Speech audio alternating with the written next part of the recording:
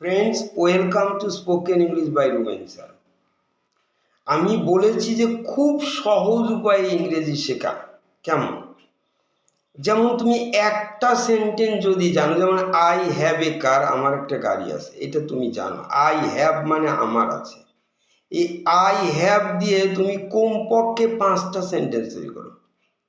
আবার বলছি, I have a car, আমার গাড়ি আছে। আই হ্যাভ এ কম্পিউটার, আমার একটা কম্পিউটার আছে। আই হ্যাভ এ হাউস, আমার একটা বাড়ি আছে। আই হ্যাভ এ গার্ডেন, আমার একটা বাগান আছে। আই হ্যাভ এ বুক, আমার একটা বই আছে। এরকম 5টা হয়ে গেল। তুমি আবার নেগেটিভ বলো, আমার নেই, তাহলে ইংলিশে বলো I don't have.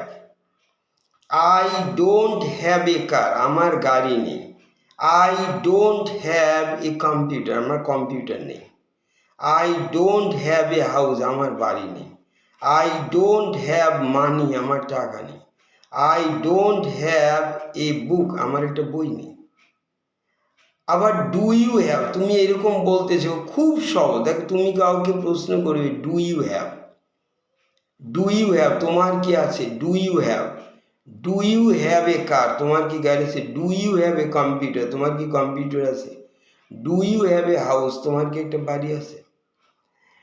Do you have money, তোমার কি টাকা আছে? Do you have a garden, তোমার কি একটা বাগান আছে? এইরকম তুমি ঠিক এবার তুমি যদি পাস্ট টেন্সে যাও, যেমন আই হ্যাড মানে আমার ছিল, তাহলে এই আই হ্যাড দিয়ে আবার 5টা 10টা সেন্টেন্স তৈরি করো। আই হ্যাড এ কার, আমার একটা গাড়ি ছিল। আই হ্যাড এ হাউস, আমার একটা বাড়ি ছিল। আই হ্যাড এ কম্পিউটার, আমার একটা কম্পিউটার ছিল। আই হ্যাড এ মোবাইল, আমার একটা মোবাইল ছিল।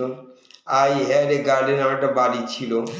এইবার তুমি যদি নেগেটিভ করো, তখন বলতে শেখো যে I did not have. I did not have মানে আমার ছিল না। I did not have, I did not have.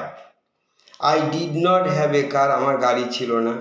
I did not have a computer, আমার কম্পিউটার ছিল না। আই ডিড নট হ্যাভ মানে আমার টাকা ছিল না। I did not have a house, আমার একটা বাড়ি ছিল না। I did not have a mobile, আমার একটা মোবাইল ছিল না। ওরকম কোশ্চেন করো যে did you have, did you have, তোমার কি ছিল? Did you have, did you have a car, তোমার কি গাড়ি ছিল? Did you have a house, তোমার কি একটা বাড়ি ছিল? Did you have a computer, তোমার কি একটা কম্পিউটার ছিল? Did you have a mobile, তোমার কি একটা মোবাইল ছিল? Did you have a garden, তোমার কি একটা গার্ডেন বাগান ছিল? এইরকম চলতে, অর্থাৎ যে কোনো যে একটা লাইনকেই তুমি কমপক্ষে 5টা সেন্টেন্স বলবে। খুব সহজে ইংরেজি শেখা যায়। Thank you.